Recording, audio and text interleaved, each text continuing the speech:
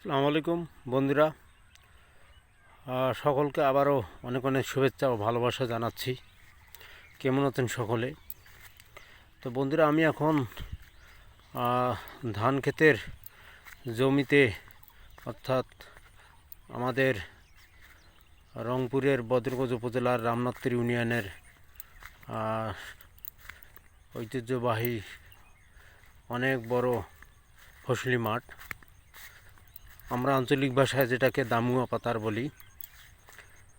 তো সেখানে আংশিক একটি এলাকায় আমি আসছি আপনাদের দৃশ্যগুলি দেখানোর জন্য।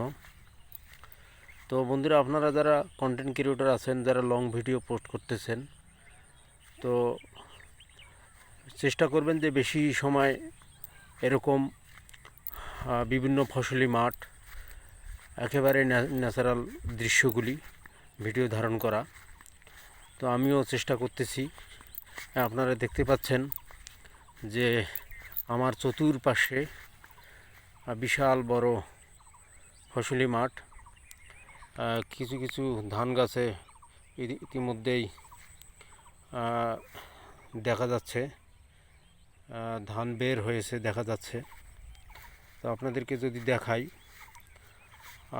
আবার আমার পাশে আরেকটি ধান ক্ষেত, সেখানে মোটামুটি দেখা যাচ্ছে যে এই যে ধান অলরেডি বের হয়েছে। তো বন্ধুরা, আপনারা চেষ্টা করবেন সবথেকে বেশি সময় এই ধরনের দৃশ্যগুলি ভিডিও ধারণ করা। আপনাদের যাদের রিচ এঙ্গেজমেন্ট কমে যায়, যাদের লাইক বা যাদের ভিউ একটু কম হয়, তারাও চেষ্টা করবেন এই ধরনের ভিডিওগুলি দেওয়ার জন্য। আমার মতো আমিও চেষ্টা করতেছি এই কন্টেন্ট মনিটাইজেশন সেটআপ নামক সোনার হরিণটি পাওয়ার জন্য। দিনরাত অক্লান্ত পরিশ্রম করছি, আপনারাও আমাকে সাপোর্ট দিচ্ছেন, আমার পাশে আছেন বিধায় আমি এখনও ফেসবুক প্ল্যাটফর্মে কয়েক মাস থেকে এই কাজটির জন্য লেগে আছি এবং এখনও আপনাদের ভালোবাসায় আমি টিকে আছি। তো বন্ধুরা, এখন শেষ বিকেল, তো যার কারণে অনেক দৃশ্য একটু পরিষ্কার আসতেছে না। তারপরে যদি আমি একটু দেখাই, আমার সামনে আমি আমার ক্যামেরাটি স্থির করে ধরে আছি, যে বাড়িঘরগুলি দেখা যাচ্ছে, আসলে মূলত এটি দামুয়া পাতারের দামুয়ার বিল।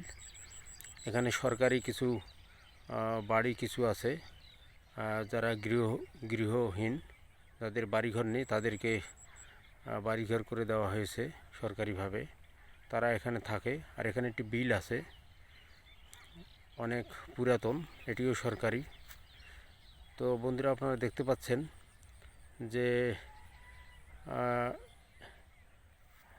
বিশাল বড় আর কি চতুর্পাশে ফসলি মাঠ, ধানের গাছ, কিছু কিছু জমিতে ধান গাছে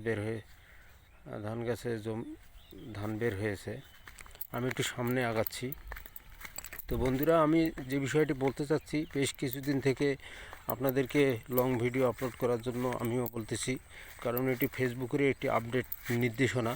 আপনারা যদি কন্টেন্ট ক্রিয়েটর হিসেবে যদি সফল হতে চান, যদি ভালো কিছু করতে চান, তো অবশ্যই রিল ভিডিওর পাশাপাশি লং ভিডিও দিতে হবে, এর কোনো বিকল্প নেই। কারণ এই প্ল্যাটফর্মে টিকে থাকতে গেলে আপনাকে ফেসবুকের গাইডলাইন অনুসরণ করে টিকে থাকতে হবে। এখানে কোনো প্রকার কলা কৌশল চালাকি কোনো খাটবে না। তো আপনারা চেষ্টা করবেন আমার মতো এরকম প্রাকৃতিক দৃশ্যে ভিডিও ধারণ করার জন্য, এবং সব সময় নির্ভুল ভিডিও, কোনো কপিরাইট যুক্ত এরকম কোনো কিছু দেওয়া যাবে না।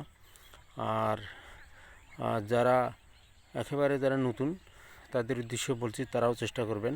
তো সকলকে আমার ছোট পরিবারের পক্ষ থেকে অনেক অনেক ভালোবাসা ও ধন্যবাদ জানিয়ে আমি এখান থেকে বিদায় নিচ্ছি। পরবর্তীতে আরও একদিন আমি ভালোভাবে একটি ভিডিও আপনাদেরকে দেখাবো। ধন্যবাদ।